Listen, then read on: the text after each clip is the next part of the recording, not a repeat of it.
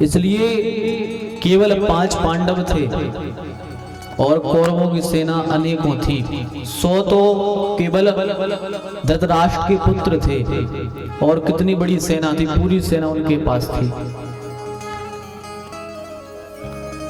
भगवान की सारी अक्षौणी सेना कौरवों ने ले ली, पांडवों के पास केवल ठाकुर जी रहे, पर फिर भी पांडव 5 होकर के युद्ध जीत गए, क्योंकि पांडवों ने भगवान से संबंध स्थापित कर रखा था।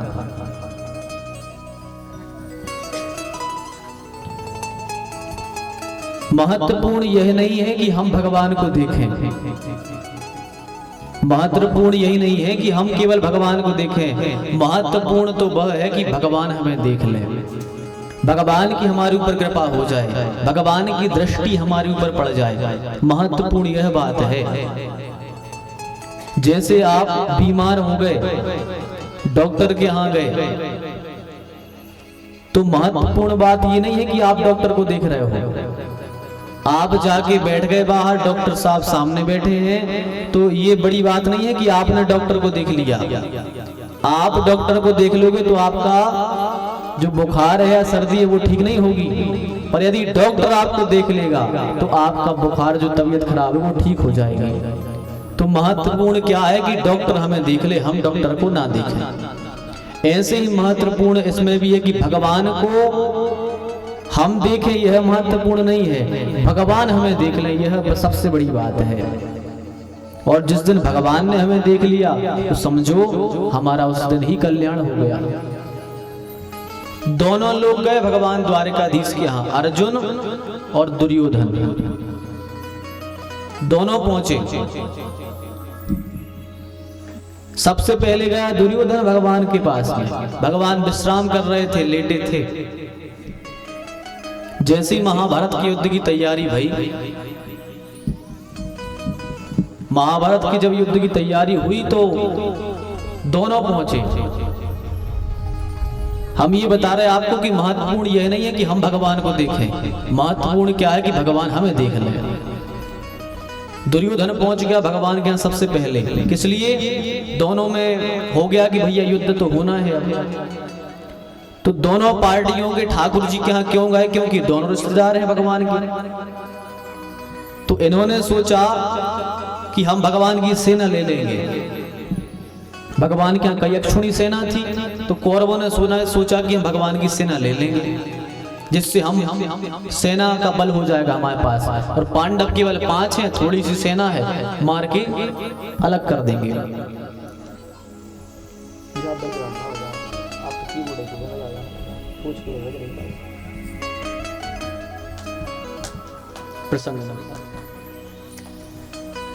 तो दुर्योधन पहुंचा भगवान के पास में पहले, द्वारिकाधीश के यहाँ। भगवान लेटे थे सीधे, तो ये कहाँ जाके खड़ा हुआ?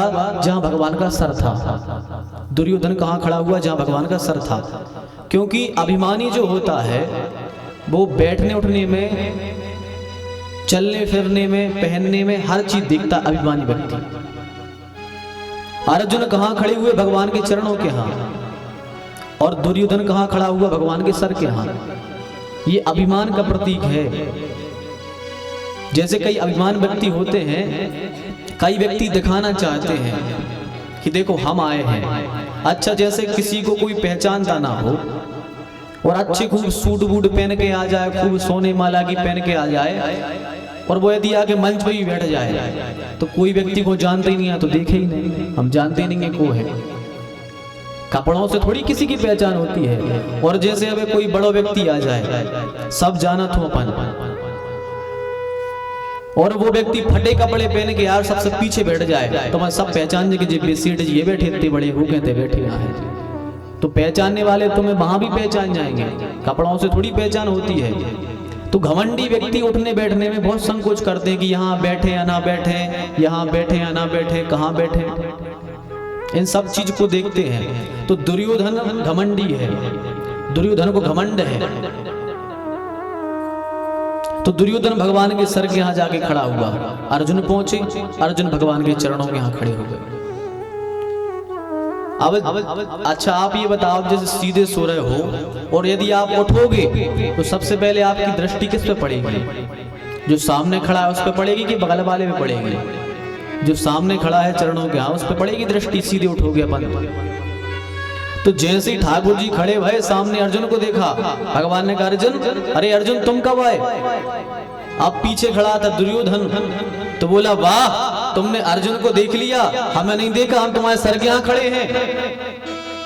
तो अच्छा, जैसे कोई बगल में खड़ा होता है पीछे तो अपन कैसे देखेंगे उसको? मुड़ के देखेंगे। तो भगवान ने कहा अरे दुर्योधन तुम कब आए? बोले हम अर्जुन के पहले आए, पहले आके खड़े हो गए, आपने अर्जुन को पहले देखा। तो यहीं पर युद्ध का फैसला हो गया था कि कौन युद्ध जीतेगा। यहीं पर फैसला हो गया था। क्यों? क्योंकि भगवान ने सबसे पहले अर्जुन को देखा था और सीधी दृष्टि डाली थी। कभी कभी अपन कहते हैं कि भैया इनके यहाँ तो खूब कृपा हो रही भगवान की, खूब धन धान्य हो रहा, खूब अच्छे अच्छे घर बन रहे हैं, गाड़ी घोड़ा आ रहे हैं, तो लोग कहते हैं भैया भगवान की इनके ऊपर सीधी नजर आ है। भगवान की नजर पूरी सीधी नहीं ऊपर आ है। और जैसे ही कोनो को अगर बिगड़ रहा हो तो अपन का कहते हैं कि भगवान की तिरछी नजर हो गई इनके ऊपर।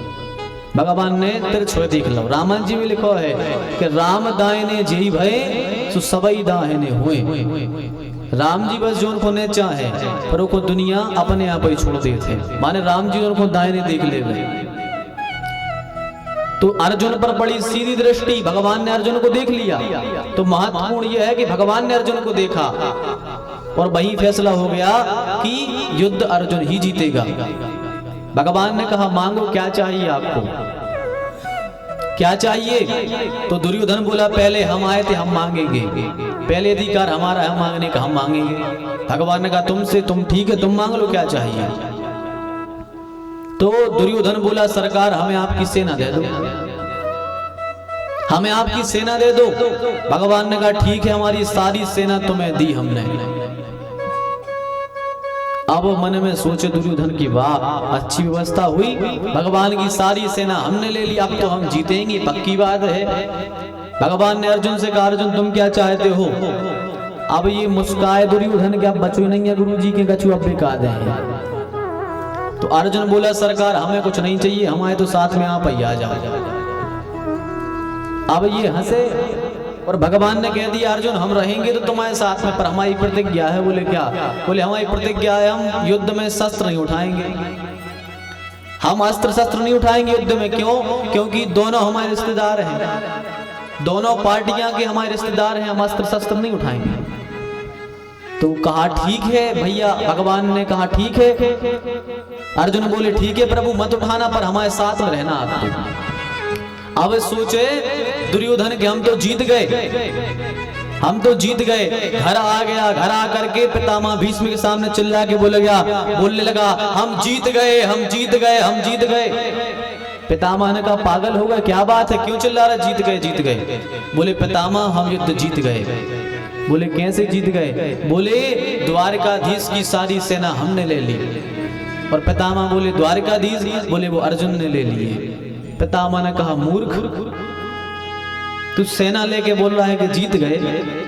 अरे जिसके साथ में परमपिता द्वारकाधीश खड़े हैं वो कभी हार सकेंगे?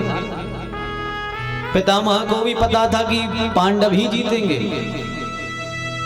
क्योंकि जिसके साथ में भगवान खड़े हों वो कभी हार सकता है। जिसके साथ में द्वारकाधीश खड़े हों, जगत पिता खड़ा हो, वो कभी हारेगा? भगवान ने प्रतिज्ञा कर ली कि हम अस्त्र शस्त्र नहीं उठाएंगे। पितामह भीष्म ने प्रतिज्ञा कर ली कि हम गंगा पुत्र भीष्म प्रतिज्ञा करते हैं कि हम भरी सभा में द्वारकाधीश को शस्त्र उठवाएंगे।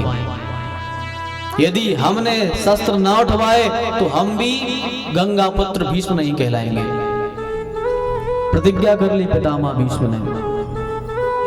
किसी ने आकर के द्वारकाधीश से कहा कि वो कह रहे हैं कि हम आपसे शस्त्र उठवा लेंगे। भगवान ने कहा ठीक है, जाके कह दो हम भी एक बाप की ने कहा यदि हमने शस्त्र उठाए तो। दो ही लोगों में बात हो गई कि वे कह रहे हम एक बाप की ने कहा है, वे कह रहे हम एक बाप की ने कहा है। अब फैसला कैसे हो? युद्ध प्रारंभ हुआ। जैसे युद्ध प्रारंभ हुआ, पितामह भीष्म सेनापति बने। सबसे आगे सेनापति बन के पितामह भीष्म खड़े हो गए।